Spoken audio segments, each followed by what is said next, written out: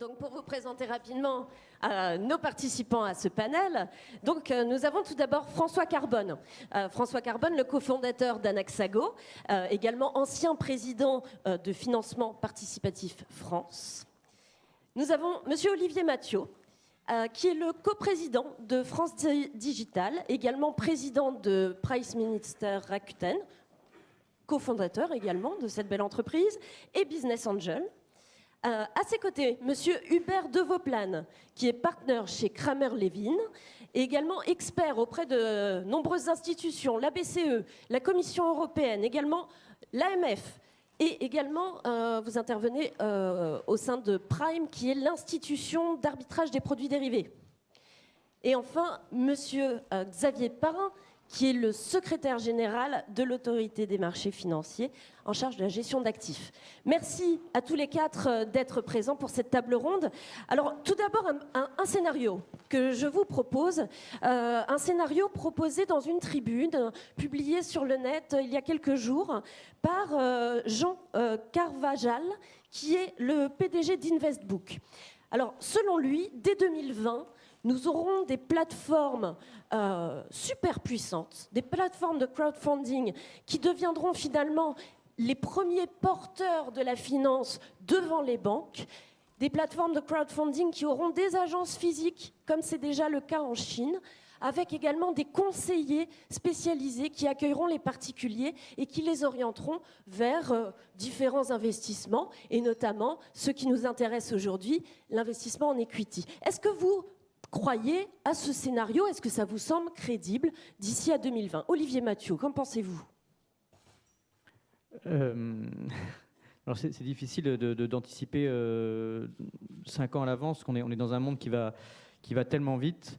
On voit déjà que l'écosystème globalement de l'investissement, ce que j'appelle l'investissement numérique des startups en hyper-croissance, a déjà été complètement révolutionné sur les 5 dernières années et les 5 années précédentes également. Donc il y a eu de plus en plus de business angels, les fonds d'investissement ont grandi, les Français ont grandi en taille, les levées de fonds ont gagné aussi en volume et en nombre.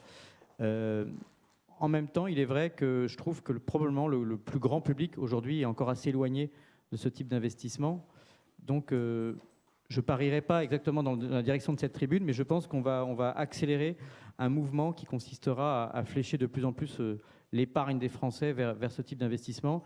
Et je ne vois pas d'autre solution que de passer par les plateformes pour le faire. Ok, très bien. On va développer tout de suite dans quelques instants ces points. Merci beaucoup. Hubert de Vauplane, oui, non, vous croyez à ce scénario? Est-ce qu'il est probable? Pas du tout. D'accord. Ça, c'est efficace. Moi, c'est clair. Ok. J'y crois pas parce que on y viendra sur les spécificités de l'equity. Et puis, comme ça a été dit à propos des plateformes de prêt, il y a une complémentarité naturelle entre les plateformes et le secteur financier. Donc, le grand soir avec la fin de la banque, c'est pas pour demain. Merci beaucoup. Xavier Parrain, qu'en pensez-vous? Je vais répondre peut-être. Sur la montée du digital, ça c'est réel. On le voit vraiment tous les jours. Au niveau de l'AMF, on a de plus en plus de dossiers, pas forcément dans le crowdfunding, mais dans tous les aspects possibles sur la montée en puissance du digital. Donc une relation qui n'est pas la relation bancaire traditionnelle, mais digitale, nouvelle, certainement oui. En ce sens-là, le scénario est crédible. Le deuxième point sur lequel j'ai envie de répondre oui, c'est également sur la relation nouvelle demandée par les épargnants avec la finance. Et c'est vrai que là, le crowdfunding est très certainement bien positionné pour donner une relation nouvelle avec la finance. Donc sur ces deux aspects-là, oui. En revanche, est-ce qu'il n'y aura que les plateformes de crowdfunding en 2020? Ça, moi, je laisse les acteurs répondre à la question. On a difficile, non peut-être. Moi, je dois dire oui. D'accord. Non, ce ne sera pas un oui, malheureusement. Ça dépend de pas mal de choses. C'est orienté sur le besoin des investisseurs. Et ce ne sera pas uniquement les plateformes de crowdfunding qui seront la solution. C'est la façon dont des plateformes numériques s'adressent à des personnes qui ont un besoin d'investissement. Donc c'est un peu large, mais il y a beaucoup de choses et beaucoup de mouvements qui sont en cours, qui vont dans ce sens-là, qui vont dans le sens d'une désintermédiation, qui vont dans le sens de plus de proximité, mais numérique, avec des particuliers qui veulent investir.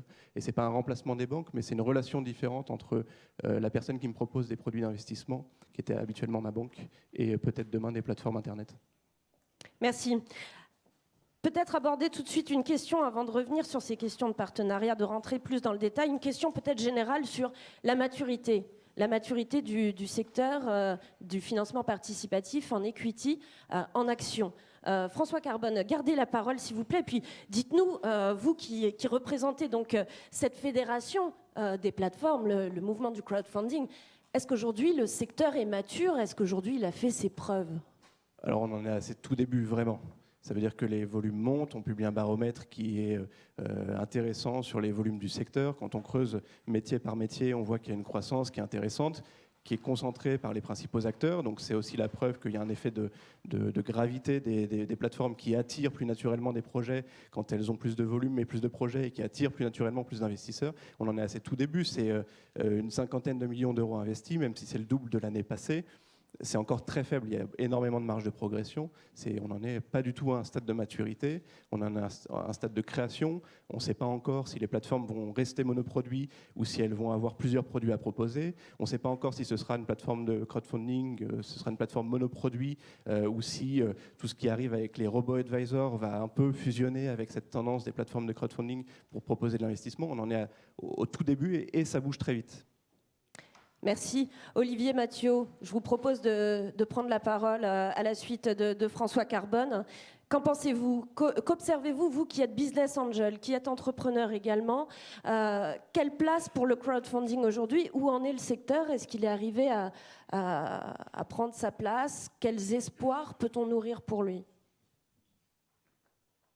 Alors, bon, moi je suis beaucoup moins financier que les amis qui sont assis à mes côtés.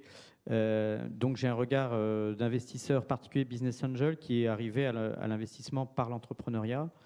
Donc je constate, moi, quand j'accompagne des plateformes de financement, alors moi, à titre personnel, en termes de full disclosure, je suis également investisseur dans Smart Angel, qui est une plateforme de crowdfunding, et aussi dans Prêt d'Union, qui est une plateforme de crowd lending. Ça, c'est mon expérience en termes d'investisseur dans les plateformes. Et puis parfois, il m'arrive aussi, en tant que business angel, de faire des investissements à travers les plateformes de crowdfunding. Mais je réalise qu'aujourd'hui, il y a un problème d'environnement plutôt culturel dont la question qui est posée, c'est comment flécher l'ensemble de l'argent qui est épargné vers davantage d'économies réelles, donc ce que nous on appelle les entreprises, les PME, bon, les startups pour ce qui me concerne, parce que c'est davantage mon champ de compétences, mais plus globalement vers l'économie réelle. Et donc, pour que les plateformes montent en compétences, d'une part, je pense que les plateformes sont une condition sine qua non, parce qu'elles vont donner un cadre qui va permettre, d'une part, réglementé et culturel et pratique et ergonomique, qui permettra de convaincre le plus grand nombre d'aller mettre un petit peu d'argent dans des entreprises réelles, et donc d'apprendre et de faire ses classes. Donc je dirais que les plateformes sont une condition sine qua non, mais par ailleurs, il faut également accompagner cela d'un mouvement médiatique, enfin, peut-être en faisant des événements comme cela également, mais pour former le grand public et à ce qui s'y intéresse. À mon avis, on est au moment à un bon moment en termes de rendement des produits financiers auxquels on a accès aujourd'hui quand on est un épargnant lambda. En général, on met son argent plutôt sur une assurance vie. Et la réalité, c'est que ces assurances-vie, vous le savez, elles ont des rendements marginaux décroissants. Et donc, bien entendu, si on faisait un sondage, à mon avis, dans le très grand public, et qu'on disait voilà, au très grand public, si on pouvait accepter de prendre un petit peu plus de risques dans le cadre de la gestion de votre épargne et qu'on en dirigeait une petite partie vers les plateformes de crowdfunding et qui servirait à financer de la croissance, des emplois, de l'innovation en France, est-ce que vous seriez d'accord? Je pense que massivement, les Français seraient d'accord parce qu'on pourrait n'utiliser que 1 ou 2% de l'ensemble de ce qui est épargné en France et on changerait complètement le paysage du crowdfunding, parce que là, tu mentionnais, je crois, 50 millions d'euros. Donc je crois peut-être que l'ensemble du capital risque, c'est peut-être un peu moins de 2 milliards d'euros. Donc c'est encore 50 millions par rapport à 2 milliards, c'est très très peu. Et 2 milliards par rapport à 1500 milliards qui sont aujourd'hui logés dans les assurances-vie, donc qui sont notre argent à nous tous, ça démontre qu'on est encore très très loin en termes de volume. Il y a un effet de levier très important en termes de conviction culturelle et réglementaire pour aller chercher cet argent et le flécher dans la bonne direction. Merci beaucoup. Nous reviendrons en détail sur ces leviers, effectivement. Merci. Hubert de Vauplane, vous qui participez à ces assises depuis la première édition, qui observez le secteur du crowdfunding à l'international, qu'en pensez-vous? Tout à l'heure, vous avez entendu le témoignage d'Olivier Mathieu, qui est à la fois investisseur, business angel en direct via des plateformes.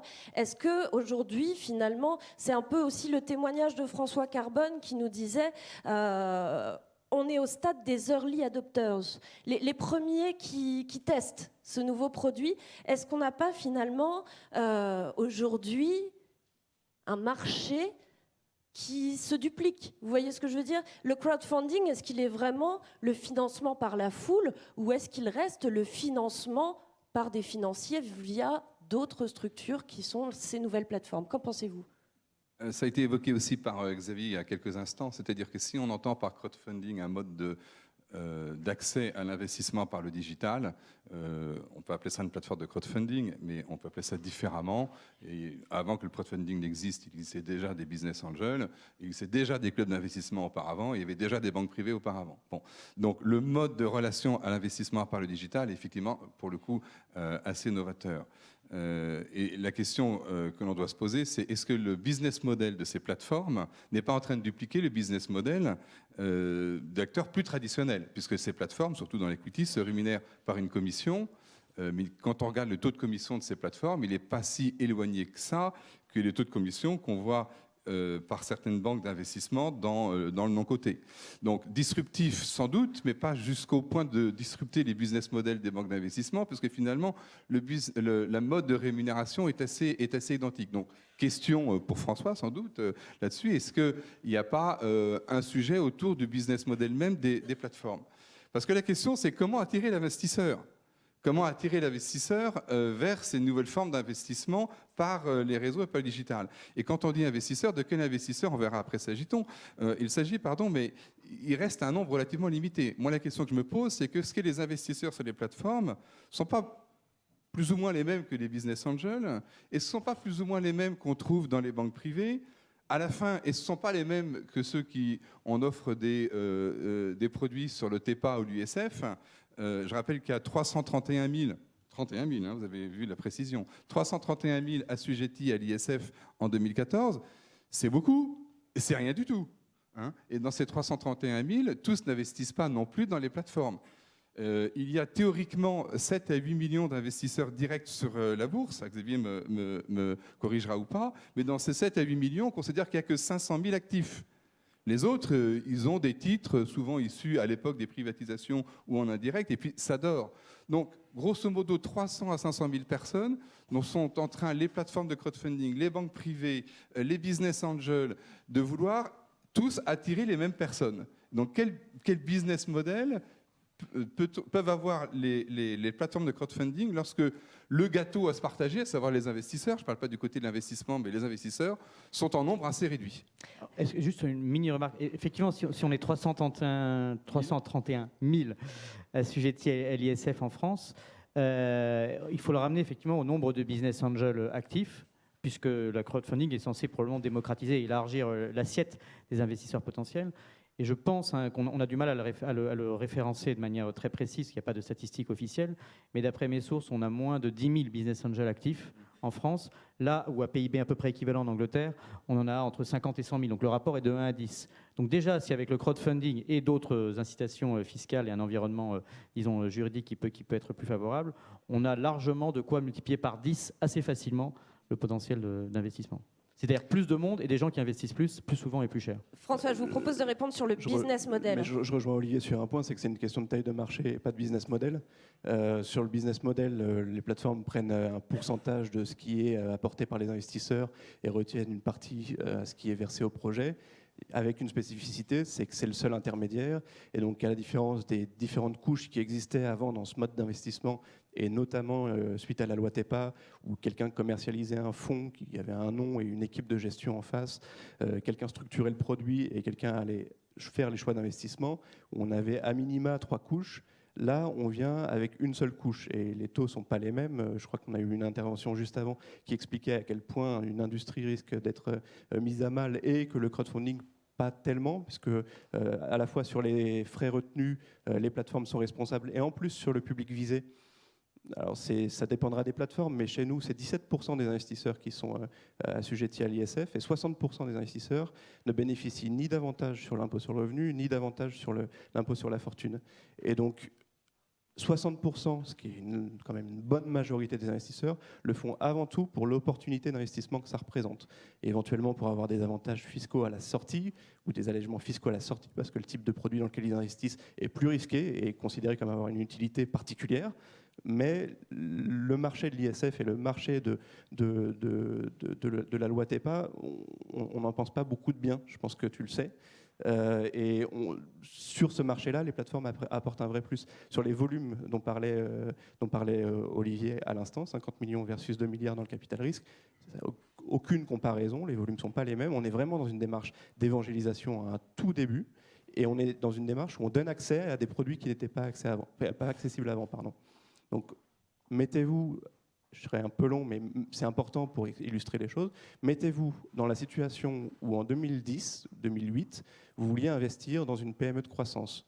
Quel choix vous aviez ? Vous aviez la bourse et les petites sociétés qui sont déjà cotées en bourse. Si vous mettez ça de côté, vous aviez les clubs de business angel, vous aviez votre réseau, vous aviez des fonds fiscaux. Mais pour accéder à ces différents types de fonds, il vous faut soit 500 000 euros, soit vous confiez votre argent à une équipe de gestion. Si vous voulez investir moins de 500 000 euros, si vous ne voulez pas confier votre argent à une équipe de gestion, mais choisir vous-même les projets qui vous intéressent, c'est le crowdfunding. Et on parle assez peu du besoin des investisseurs, puisqu'on ne se réveille pas le matin avec un besoin urgent d'investir 5 000 euros dans une PME de croissance. Pas autant que l'entrepreneur qui a besoin de ces fonds pour se développer, mais il y a un vrai besoin d'investissement. C'est plus difficile à matérialiser, c'est plus difficile à expliquer, mais on est vraiment de ce côté-là. Et ce besoin, il n'était pas adressé à toute une catégorie d'investisseurs français. Je pense du coup que les 500 000 dont tu parles, qui sont dans les banques privées, sont une partie de notre clientèle et une partie de la clientèle qui peut faire peur aux banques privées dans le sens où on a une relation un peu différente avec cette clientèle, mais le gros de la clientèle, il est un peu en dessous, il est vraiment sur de la démocratisation et il est vraiment sur des tickets plus bas, des patrimoines financiers plus bas, et donc sur une assiette beaucoup plus large de Français. Donc une nouvelle offre pour une nouvelle clientèle. Xavier Parrain, des travaux ont été faits. L'AMF a pris part aux assises depuis le début. Aujourd'hui, il y a des labels pour certifier effectivement donc le sérieux des différentes plateformes. Mais est-ce que finalement, en assouplissant la réglementation, est-ce qu'on n'a pas favorisé un essor trop massif des plateformes, et finalement, est-ce qu'on n'a pas un risque de casse aujourd'hui dans ce secteur ? Alors, je pense qu'en effet, pour continuer sur les propos de François, on est plutôt au début de l'histoire. On est encore avec seulement 50 millions de collectes sur les plateformes en equity. Une trentaine de plateformes en France ? Une trentaine de plateformes, 50 millions de collectes.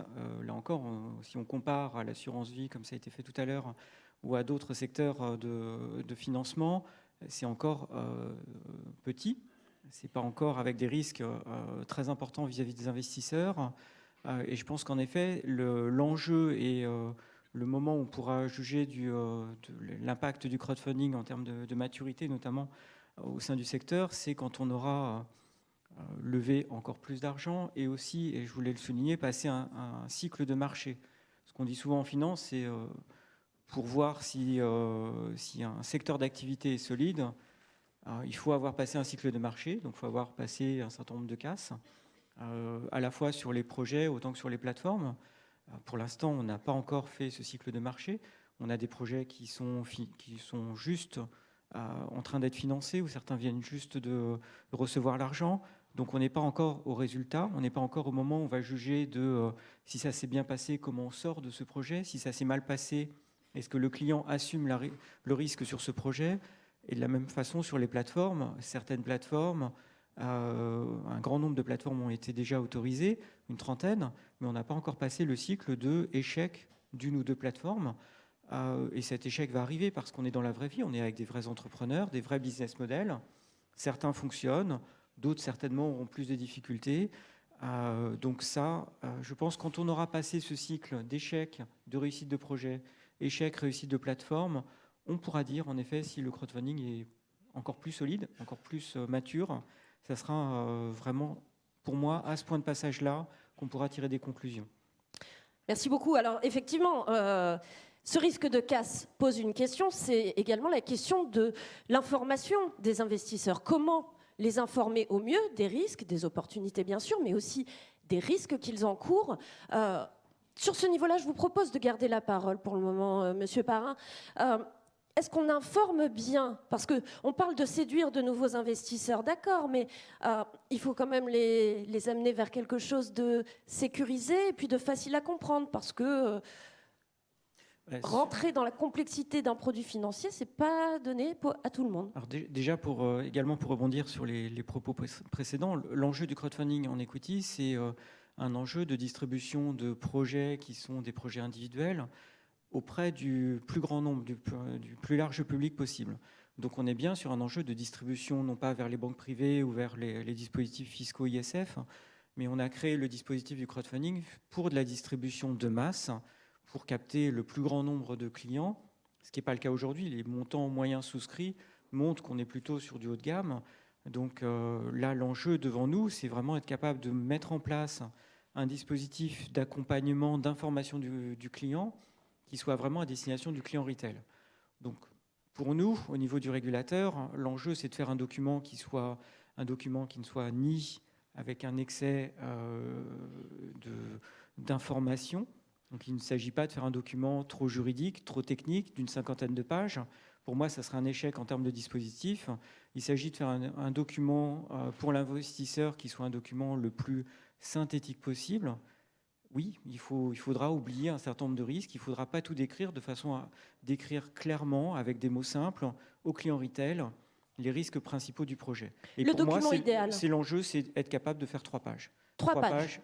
C'est ce qu'on fait dans les fonds classiques, les fonds d'investissement classiques de private equity ou les fonds investissant en actions, en obligations. Et évidemment, en 3 pages, on oublie un certain nombre de choses. On ne va pas trop dans le détail, mais on essaye de donner les risques principaux. Et Merci. Les projets sont très compliqués également dans la gestion traditionnelle.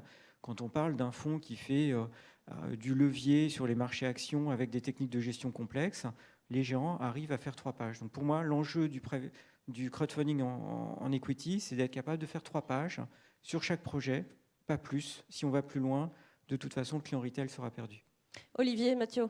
Moi, je me demande dans quelle mesure on serait capable, ou si vous le faites déjà, peut-être chez Nexago, dans quelle mesure on serait capable de faire le pont entre le PEA, qui est l'outil fiscal utilisé par le plus grand public pour acheter des titres souvent cotés, alors qu'en réalité, bien sûr, on peut loger des titres aussi non cotés, donc pourquoi pas issus du crowdfunding dans le PEA. Moi, je le fais à titre de business angel, c'est-à-dire que quand j'utilise mon PEA pour investir dans du non coté, alors on a en plus de ça créé une poche supplémentaire qui est le PEA PME, mais qui très souvent est utilisé pour investir dans des PME cotées en grande partie. Donc l'idée d'utiliser le PEA PME vers des entreprises non cotées, donc peut-être en amorçage, etc., serait pas mauvaise, mais le problème c'est qu'aujourd'hui on n'y a accès qu'à travers des réseaux bancaires qui eux-mêmes ne sont pas forcément très bien formés. Et donc je me demande vraiment dans quelle mesure on ne pourrait pas réconcilier ces deux problématiques. C'est-à-dire un cadre fiscal plutôt favorable que les Français ont globalement en tête en tant qu'épargnants. Ils comprennent qu'il n'y aura pas de plus-value, mais quand même relativement complexe quand on rentre dans les détails. Et puis voilà, des circuits bancaires mal formés pour l'instant, pas forcément déformés, mais mal formés sur le non-coté. Donc il est incapable, aujourd'hui c'est très compliqué, en dehors de moi et de quelques-uns, on est très peu à pouvoir vraiment expliquer à sa propre banque comment investir un titre dans une start-up à travers un PEA. J'irais plus loin que mal formé. Moi je pense qu'il y en a un certain nombre qui ne jouent pas le jeu. Quand on a sorti quand le PEA PME est sorti, certaines banques en ligne étaient à 150 € le passage d'ordre. Si vous voulez investir dans une PME, ça vous coûtera 150 € de le faire par je ne citerai pas de nom, mais par une banque en ligne. Dès le passage du PEA PME, c'est passé à 300 €. Ils se sont rendus compte que ça ne décourageait pas suffisamment de personnes et ils sont passés à 500 €.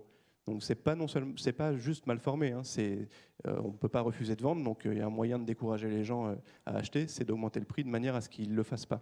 Donc il y a des partenariats à créer à la fois pour les plateformes avec des banques pour permettre à la clientèle d'avoir accès à des entreprises non cotées via leur PEA, parce que c'est une enveloppe fiscale qui est très intéressante pour eux, mais il y a aussi d'un autre côté, le devoir de jouer le jeu quand on a un dispositif qui réfléchit avec tous les acteurs de la place et une fois lancé, vouloir le tuer dans l'œuf de cette manière-là.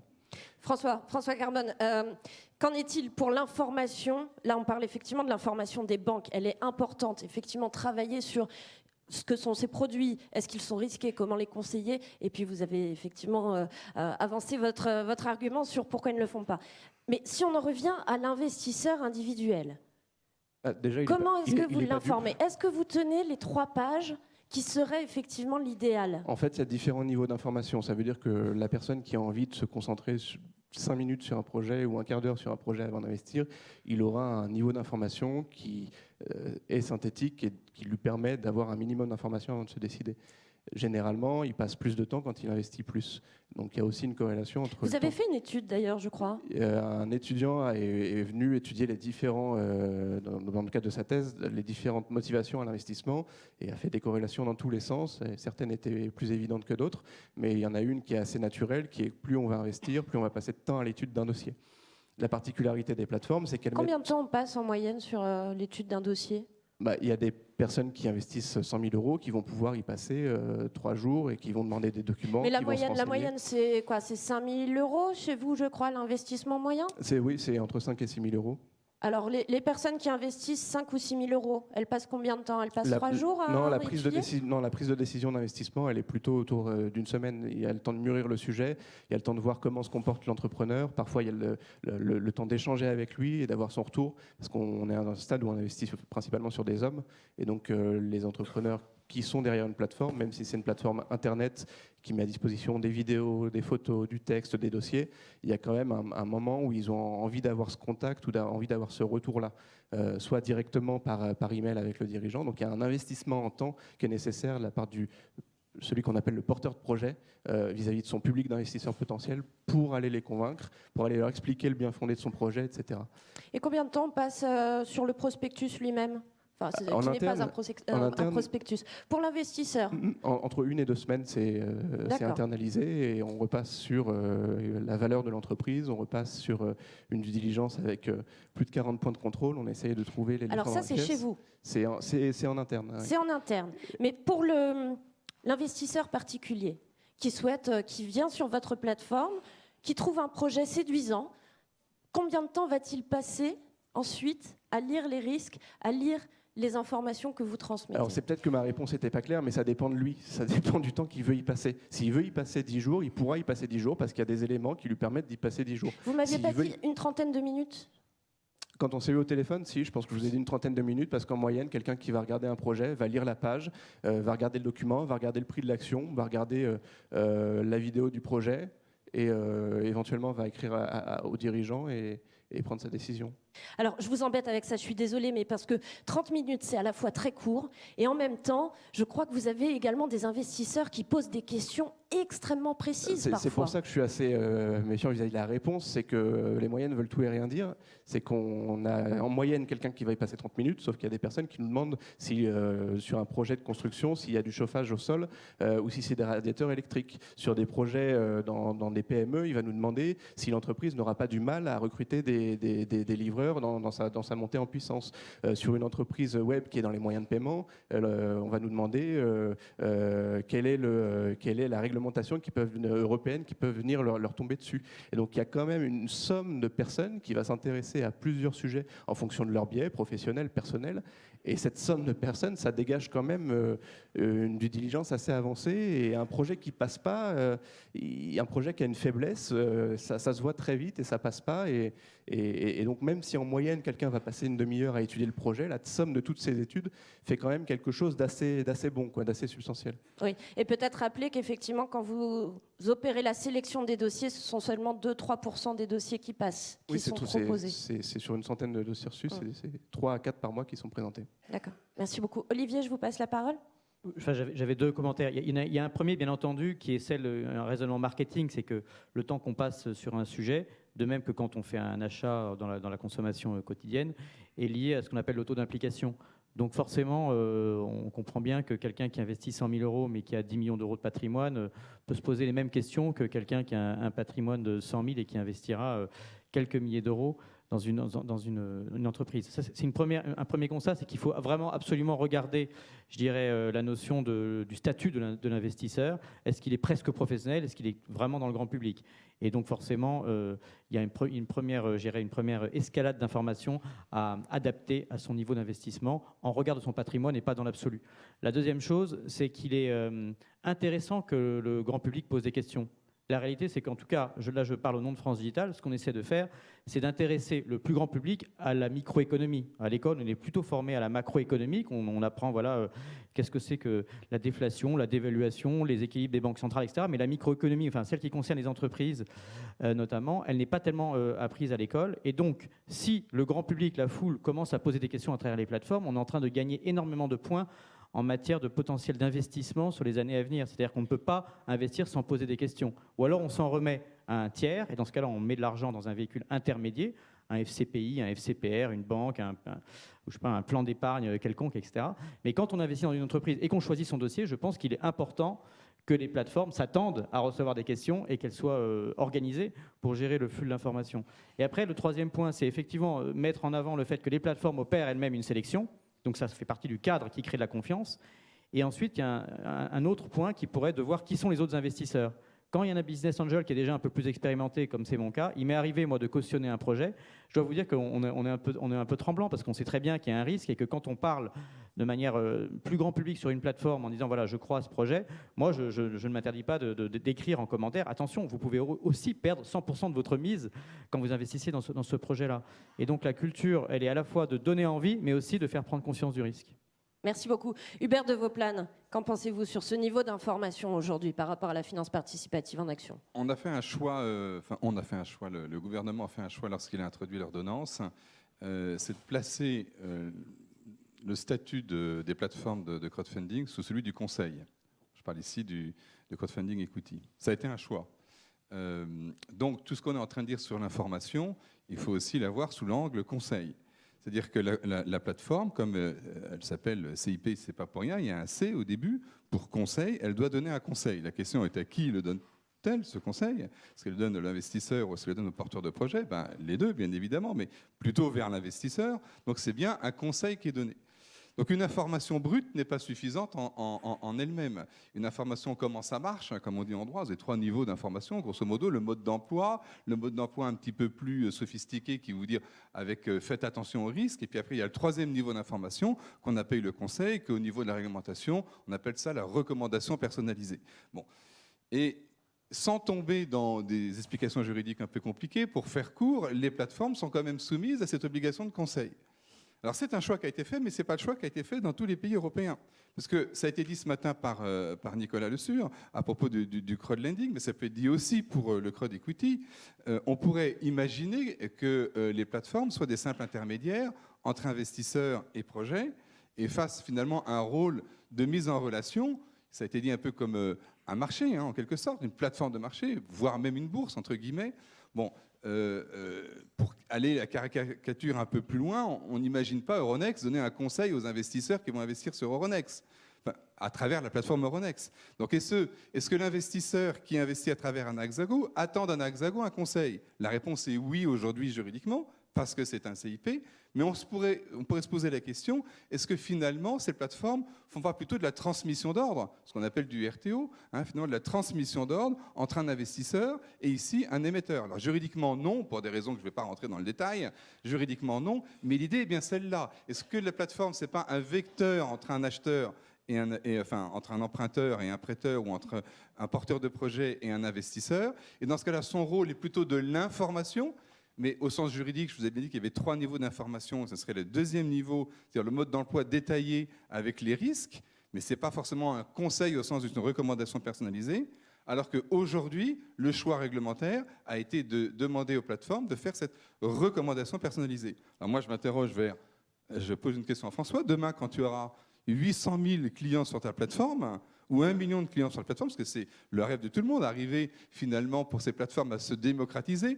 Je vous rappelle qu'on a perdu 2,4 millions d'investisseurs en bourse entre 2008 et 2013, c'est les derniers chiffres, 2014, je ne sais plus, donc on a perdu des investisseurs directs. On espère les retrouver par les plateformes, mais quand vous allez arriver à 800 000, 1 million ou plus d'investisseurs, comment vous allez pouvoir faire des recommandations personnalisées? Alors, Pardon de poser la question, mais... Non, c'est intéressant et ça m'a fait percuter sur une chose. La voie dans laquelle on se dirige, en tout cas, c'est d'avoir suffisamment de personnes pour pouvoir être en contact avec eux et pour pouvoir échanger avec eux, soit directement par message, soit directement au téléphone. C'est la voie qui a été choisie en France, à la différence de beaucoup d'autres pays.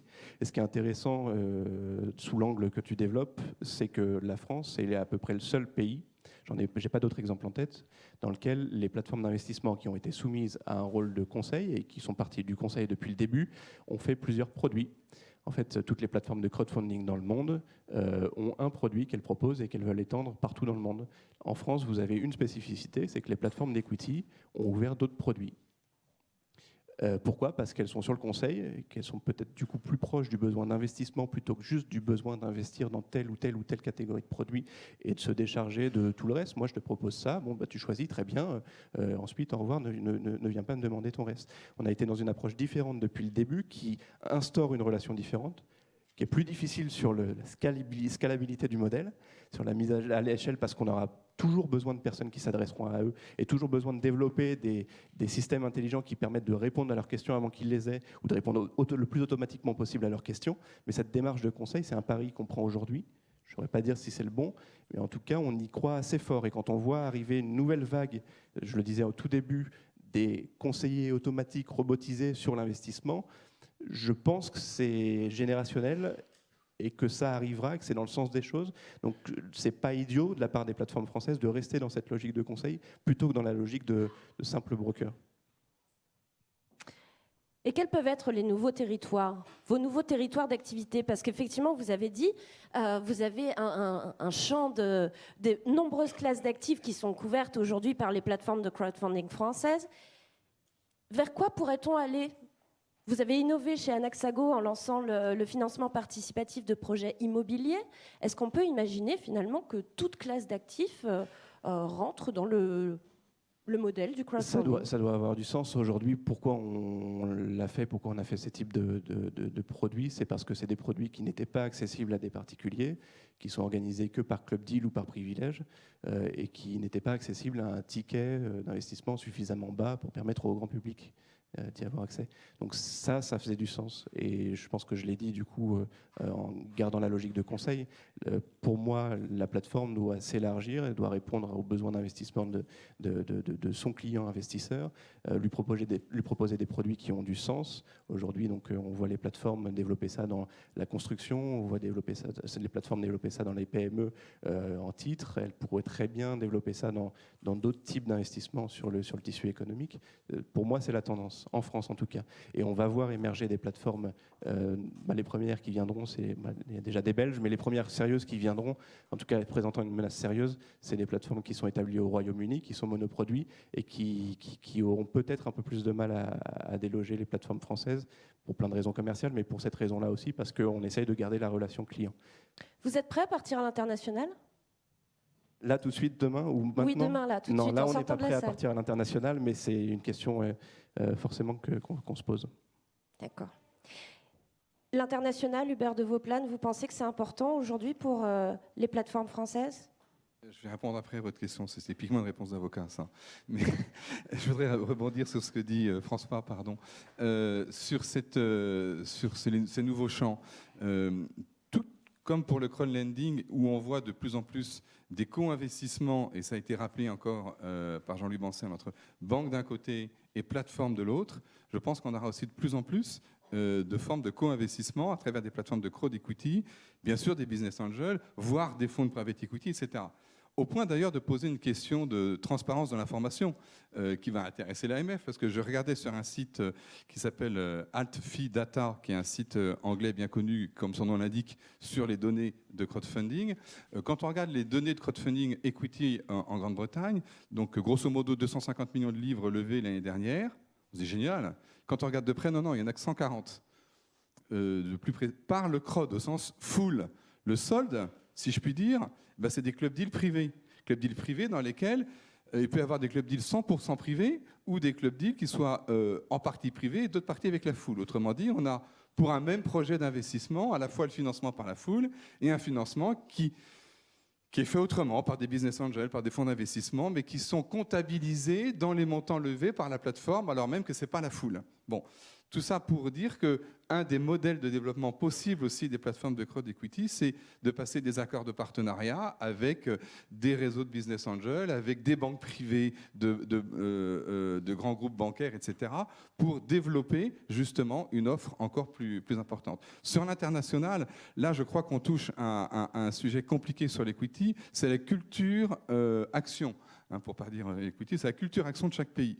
Bon, on en reparlera peut-être en conclusion, mais la culture action, c'est quelque chose qui est quand même compliqué d'un pays à un autre. Je enfonce une porte ouverte entre la culture action du Royaume-Uni, du citoyen anglais par rapport au citoyen français. Les systèmes de pension, de retraite ne sont pas les mêmes, etc. Et puis la fiscalité est tellement différente que pour une plateforme, aller faire du crowd equity en Europe, c'est déjà avoir une idée concrète du mode culturel auquel elle s'attend. Ce qui est un petit peu différent pour le crowdlending quand même. Alors donc, merci, on va rester, pardon je vous coupe parce que le ministre de l'économie est en train d'arriver, donc peut-être juste avant que Emmanuel Macron fasse son entrée parmi nous, je vous propose à chacun, en 30 secondes, en 2 mots, défi, de nous dire s'il y avait une seule idée, une seule proposition à retenir pour passer la seconde dans le financement participatif en action, qu'est-ce qu'on fait? Olivier Mathieu, une seule idée. Oui, moi je pars du constat que j'évoquais tout à l'heure, qui est tout l'argent qui est logé dans les assurances vie, et le fait qu'on est plutôt aujourd'hui un peuple d'épargnants. On parle de plan d'épargne retraite, de plan d'épargne action, de plan d'épargne, etc., etc. On a beaucoup de mal à parler d'investissement finalement. Or l'investissement, c'est la culture du risque qu'on évoquait tout à l'heure, accepter le risque. Donc je pense que si on adaptait, pourquoi pas, ou qu'on crée une réglementation qui pour le coup serait européenne, puisqu'elle est régie par l'Europe, les ratios prudentiels qui sont ceux qui finalement dirigent les contrats d'assurance vie, pour aller mettre de l'argent davantage dans les actions à travers le crowdfunding, je pense qu'on aurait un consensus politique grand public. Très bien, merci. En 2 mots, Hubert de Vauplane, vous pouvez faire encore mieux qu'Olivier Mathieu, encore plus court. une bonne incitation fiscale. Merci beaucoup. Xavier Parrain. En bonne idée, je pense qu'il faut rappeler que le statut du CIP, c'est un statut dérogatoire. Le statut le plus important, c'est celui de prestataire de services d'investissement, celui qui permet d'aller à l'international, celui qui permet de se développer avec toute la réglementation européenne, puisqu'il n'est vraiment pas en mode dérogatoire, il est sous la réglementation européenne.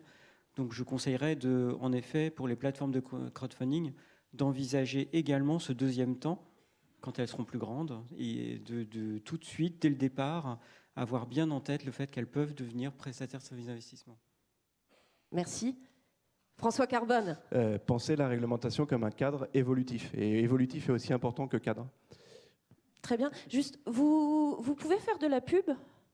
Sur Anaxago, oui. Sur les projets qui sont en cours de financement, on ne peut pas. Et c'est un frein pour vous, ça? Forcément, quand vous êtes la FNAC et que vous avez à présenter les produits que vous avez en solde, ça parle à vos clients. Quand vous vous dites « je suis la FNAC, c'est super, venez chez moi », c'est plus difficile. Voilà. Mais il y a des raisons à ça. Xavier Parrain. Oui, ça, on va le clarifier de façon... D'ailleurs, on a invité beaucoup de plateformes à venir à la CPR et à l'AMF discuter de ce genre de sujet, tout ce qui tourne autour de la publicité et également l'équilibre de l'information. On va essayer de clarifier auprès des différents acteurs ce que l'on attend, de façon en effet à pouvoir dire des choses et ne pas être silencieux complètement. Avoir une information équilibrée, ça permet de faire du marketing. Donc on va essayer de... Ça, c'est notre groupe dans les semaines à venir. Je pense qu'on va clarifier tout ça. Affaire à suivre. Merci beaucoup, messieurs. Alors, je vous en prie, monsieur, on va vous passer tout de suite la parole. Dites-nous à qui vous vous adressez. Bonjour, donc j'étais sur la première table ronde hervé@de meilleurtaux.com. J'ai une question. Lending Club, dont tout à l'heure Jean-Louis Bancel a failli parler mais n'a pas parlé. Lending Club, très connu, a perdu 50% de sa market cap depuis son IPO. Et a perdu, je crois, 80% depuis le top atteint quelques jours après l'IPO. Il y a des premières procédures qui sont engagées contre Lending Club aux États-Unis. Donc, qu'est-ce que ça vous inspire? Et est-ce qu'il y a quelque chose à retirer de ce parcours boursier qui, pour l'instant, est objectivement aujourd'hui très mauvais? Est-ce que vous savez quel est le taux, quel est le volume prêté par Lending Club et la progression de ce volume depuis son introduction? Et pourquoi vous ne parlez pas de ça? Parce que je ne vous parle pas de l'input, je vous parle de l'output, en l'occurrence la valeur boursière telle que les investisseurs la voient. Mais Je voudrais avoir votre peut-être que réaction tu par rapport à pourrais ça. nous rappeler les fondamentaux du coup, J'adore c'est Lending Club, intéressant hein, de- mais Oui, c'est pourquoi preuve. je parle de ça, parce qu'une entreprise, qu'elle soit cotée ou pas, ce qui fait qu'elle est intéressante, c'est qu'elle dégage des profits et qu'elle soit en croissance. Donc s'intéresser qu'à la valeur la valeur en bourse de cette société-là, c'est assez réducteur et c'est un peu. Alors, je vais devoir. Je n'ai pas les mots, mais c'est très réducteur. Et ça fait genre, gros titre, Lending Club perd 50% de sa valeur en bourse depuis son IPO. La réalité, juste pour parler du Nasdaq, ça ne vous aura pas échappé, mais en général, le Nasdaq s'est effondré depuis octobre 2015. Donc ça fait 6 mois en fait, qu'on est quand même dans un marasme boursier. Et une correction de toutes les valeurs boursières, des places de marché, du e-tourisme, du jeu vidéo en ligne, de e-commerce, etc. Donc effectivement, la chute de Lending Club est à peu près dans les proportions de beaucoup d'autres marques emblématiques, à la différence quand même qu'effectivement Lending Club a un modèle économique. Après, la réalité, c'est qui est peut-être un des risques qu'on encourt aujourd'hui, c'est comme on n'est qu'au début du crowdlending ou du crowdfunding, on va peut-être effectivement quand même avoir des déconvenus. Quand je disais que moi-même, quand je cautionnais un projet sur une plateforme de crowdfunding, j'hésitais toujours parce que j'ai peur à un moment donné que ça puisse se retourner contre moi. Donc il puisse y avoir éventuellement, pourquoi pas, un jour, des class actions parce qu'un dossier n'aura pas fonctionné, soit un remboursement aura fait défaut, soit un dossier en equity aura périclité, ce qui va forcément arriver statistiquement. Ce n'est pas encore tellement le cas parce qu'on n'est qu'au début. Donc il y a une question qui est effectivement de la culture, de l'apprentissage du risque et de l'accompagnement, que ce soit de Lending Club ou de Smart Angel, de Prêt d'Union, de Anaxago. Sachant que sur ce cas-là, il y a Santander qui s'est dégagé de Lending Club, mais qui s'est dégagé tous ses crédits à conso aux particuliers. Donc, ce n'était pas uniquement Lending Club qui a été visé. À l'inverse, Goldman Sachs a renforcé sa position dans Lending Club. Et Lending Club a subi les déboires d'une plateforme chinoise qui était une vaste escroquerie. La plateforme chinoise concurrente a encore plus subi ces effets-là. Au-delà des contextes de marché, il y a ces deux éléments. Ce que je voulais dire, c'est que le premier niveau d'analyse est assez fatigant. Merci beaucoup. Une autre question ? Monsieur, je vous en prie, si on peut avoir effectivement un micro ici. Attendez, il arrive. Si vous aviez la gentillesse de vous présenter et Bonjour, de poser votre Guy question. de Georges, directeur financier. Il y a quelque chose dont on n'a pas beaucoup parlé ce matin, c'est le financement par les entreprises, notamment sur le crowdlending, ça s'est ouvert l'an dernier. Donc, est-ce que vous pensez qu'il y a un avenir pour ce mode de financement ? Hubert de Vauplan, peut-être ? Quand le ministre sera là, vous lui poserez la question, c'est vraiment lui qui a fait cet amendement dans la loi qui porte, la loi éponyme. Quand on parle de financement des entreprises par les entreprises, je ne vais pas rappeler le contexte de la loi Macron, mais de l'amendement Fromentin. D'ailleurs, loi Macron, mais amendement Fromentin, c'est-à-dire que c'est quand même un des rares cas où ça n'a pas été un clivage droite-gauche, mais c'était un clivage plutôt différent qui a conduit à l'adoption de cet amendement. Ici, on parle de mode de financement accessoire d'une entreprise par rapport à une autre entreprise. La question qui a agité beaucoup les régulateurs, c'est de savoir est-ce que c'est le métier d'une entreprise de financer une autre entreprise ? La réponse est non. Donc comment et faut-il mettre des barrières et lesquelles ? Que ce soit des barrières en montant, en pourcentage du chiffre d'affaires, en pourcentage des fonds propres ou ce que vous voulez, pour qu'une entreprise ne se transforme pas petit à petit de son activité traditionnelle en prêteur. Parce qu'une entreprise, son business premier, ce n'est pas de prêter à une autre entreprise, c'est de faire la réalisation de son objet social. Et ici, dans la loi Macron et plus largement, l'idée c'est de se dire une entreprise peut prêter à une autre entreprise dès lors qu'elle a des liens économiques, des liens particuliers, d'une connaissance. On pense bien sûr au mode de sous-traitance, mais pas que, aux filières aussi, vers une autre entreprise. Donc le financement d'une entreprise par une autre entreprise, ça passe finalement par des modèles qui sont souvent ceux des filières. Après, il y a tout le problème des avances sur des factures pour lesquelles, vous savez, là-dessus, on a toujours sur l'observatoire des paiements des sujets sur, même si on a une réduction assez forte ces derniers temps, notamment de la part des acteurs du pouvoir public, la réduction du délai de paiement, mais qui est quand même un mode de financement aussi d'une entreprise et d'une autre entreprise. Je rappelle qu'en termes de montant, le plus gros poste de finance, pour le financement des entreprises, c'est celui-là, c'est les avances inter-entreprises pour les factures. Ce n'est pas tellement le crédit par la banque, c'est d'abord les avances inter-entreprises. Donc oui, il y a de la place, mais il y a de la place à condition, encore une fois, que ça reste assez marginal pour une entreprise. Et ça a été évoqué aussi ce matin, encore faudrait-il que la loi et le ministre nous en parlera tout à l'heure sans doute, autorise une entreprise, en dehors de ce cadre-là, à investir, et ça se fera sans doute sous la forme de bons de caisse, puisque c'est le projet qui est en cours de discussion. Donc oui, il y a de la place, mais ça doit rester marginal.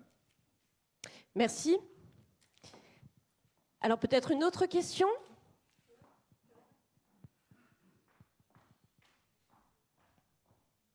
Bonjour, Alain Schroun. Je voulais simplement rebondir sur le sujet de Lending Club. Simplement, Lending Club, quand ça a été coté comme une entreprise technologique avec des multiples très importantes. Le marché a tiré les conclusions de l'alignement du business model de Lending Club avec celle des banques, puisqu'il y avait plus de 50% de l'origination de ces prêts qui étaient effectués grâce à une syndication auprès des banques, de sorte que son multiple est redescendu vers des multiples bancaires naturels. Si bien que Renaud Laplanche, le CEO, est venu sur le marché et a commencé à déclarer on va réduire la partie corporate à 50%. Donc l'autre partie, ça sera vraiment crowd. C'est en cela que le titre de Lending Club a baissé. On aurait pu l'expliquer de cette façon-là, en tout cas. Voilà. Alors, il y avait une question par ici, je crois. Oui, bonjour, David Bonjour, Pouyanne, monsieur. président du conseil de surveillance d'Ouissi-Dimo et entrepreneur par ailleurs. Je vais me positionner en tant que citoyen et je voudrais vous dire que je suis quand même assez dubitatif du fait que 90, 95, 98% des projets qui se présentent auprès de plateformes d'equity ne trouvent pas preneur, ne trouvent pas, autrement dit, ne sont pas prises par la plateforme. Et ça me renvoie à la réglementation et au choix de régulateurs le choix de conseil par les plateformes. Et je me dis qu'on ne fait pas bien notre boulot si on accepte que 3-4% seulement des entrepreneurs qui ont besoin d'equity puissent trouver leur bonheur par les plateformes. On a exactement la même chose sur les private equity non crowdfunding, et c'est quand même, du point de vue du citoyen que je suis, pas très satisfaisant. J'illustre juste ça en disant que je mets ça quand même en parallèle avec cette réglementation extrêmement excessive qu'on a en France et qui fait qu'on promeut un modèle qui finalement, dans une certaine mesure, favorise l'entre-soi et pas le développement beaucoup plus expansif. C'est-à-dire que là, finalement, on pense que la foule n'est pas suffisamment grande pour pouvoir gérer elle-même son choix d'investissement, et ce faisant, on se prive peut-être de financer des entreprises auxquelles des gens de la foule pourraient croire s'il n'y avait pas toutes ces barrières administratives. Voilà, je voulais faire ce commentaire et je voudrais que messieurs qui sont là réagissent. Merci. Merci beaucoup. François Carbone. Oui, non, mais on a l'occasion d'en discuter quelques fois. D'une autre manière, on pourrait se décharger complètement aussi et présenter tout ce qu'on reçoit. Et c'est malheureux à dire, mais c'est comme ça. Tous les projets n'ont pas la même qualité en fonction du stade de développement auquel ils sont. Et c'est un fait. C'est pas moi qui vais changer les choses, c'est pas les plateformes qui vont changer les choses par rapport à ça. Par contre, proposer tous les projets, une part plus importante, ça se discute, mais alors quelle part et pourquoi choisir 5 ou 10% plutôt que 3 ? Enfin, quel est le fondement derrière ? Ou à ce moment-là, on propose tout, et si on propose tout, est-ce que les particuliers ne se retrouvent pas perdus dans le choix ? Parce que ce n'est pas leur métier quand même de faire ça. Ils font ça en plus d'un métier qu'ils ont, et ils ont un temps limité et de l'argent limité pour faire ce genre de choses. Donc je n'adhère pas du tout à ce point de vue-là. Pourquoi ? Parce que la plateforme pourrait très facilement se décharger de sa responsabilité, de son métier, qui est de sélectionner des entreprises aussi. Et puis, il faut appeler un chat un chat. Il faut aussi que vous réussissiez à vivre. Et pour réussir à vivre, il faut que les fonds soient levés. Et si vous ouvriez 95% des dossiers qui étaient refusés, il y a des chances qu'il y ait un taux d'échec plus important, c'est presque mathématique, que celui que vous connaissez aujourd'hui. Donc, par définition, vous ne seriez pas rémunéré et vous feriez que des mécontents, puisque les projets ne seraient pas non plus arrivés jusqu'à maturité. Et ça tient à quoi ? Le même sujet qu'on évoquait tout à l'heure, la base d'investisseurs, j'en reviens toujours à mon sujet, est relativement limitée. Bon, il faut avoir aussi en tête un autre aspect, c'est que pour les régulateurs, le choix qui avait été fait à l'époque, c'est-à-dire j'ouvre un petit peu le crowdfunding, etc., je ne fais pas vraiment confiance à la foule, contrairement l'approche philosophique du crowdfunding d'ailleurs. Je ne fais pas tellement confiance à la foule, je mets plutôt la responsabilité sur les plateformes, c'est pour ça qu'elles font du conseil, mais au-delà de ça, j'ai peur de la fraude. Et Xavier Parrain n'est pas là, mais il y a quand même l'idée sous-jacente quelque part qui traîne chez le régulateur de dire on n'a pas envie de voir des plateformes de crowdfunding bien sûr pas françaises, mais en tous les cas, voir ce qu'on peut voir, par exemple, sur le trading binaire option avec certaines plateformes à Chypre ou ailleurs. Voilà, c'est ce type de risque dont on ne veut pas voir en France, c'est-à-dire que demain, des plateformes aillent voir la veuve de Carpentras et lui vendent n'importe quoi, comme c'est le cas sur les plateformes binaires options, certaines en tous les cas à Chypre. C'est ce risque-là. Et donc, nécessairement, ça passe par un choix sélectif de la part des plateformes, et ce choix sélectif du côté du porteur de projet par les plateformes est important parce qu'il y a du conseil. Est-ce qu'il serait opportun finalement d'imaginer des nouveaux métiers annexes aux vôtres ? Des métiers d'agence de notation spécialisés dans la notation de projets en crowdfunding, par exemple ? Il y a eu 1 ou 2 initiatives là-dessus pour donner la possibilité aux particuliers de se réunir et de se partager leur avis, toutes plateformes confondues. Donc, quel que soit le type de projet, oui, nécessairement, plus le secteur va grossir, plus ça laissera de place à d'autres choses que les plateformes ne feraient pas et qui seraient jugées intéressantes pour les clients que sont les investisseurs. Je veux juste rester sur le point précédent, c'est qu'il ne faut pas ignorer une chose. On sait que sur les plateformes, il y a un certain comportement qui fait qu'on va vers le projet qui lève. Sauf que nous, opérateurs, quand on voit passer des projets, on sait qu'il y a une typologie de projets qui ont une capacité à lever, mais qui ne font pas forcément des belles entreprises. Donc il faut, en tant que plateforme, avoir cette intégrité-là, qui est de sélectionner des entreprises qui font potentiellement des belles entreprises et qui n'ont pas juste une capacité à lever et à fédérer leur communauté. Parce que le risque n'est pas le même que de ne pas se voir livrer un produit. Quand on préachète un produit dans un segment où il y a une table ronde juste avant, le risque, c'est de perdre tout son investissement.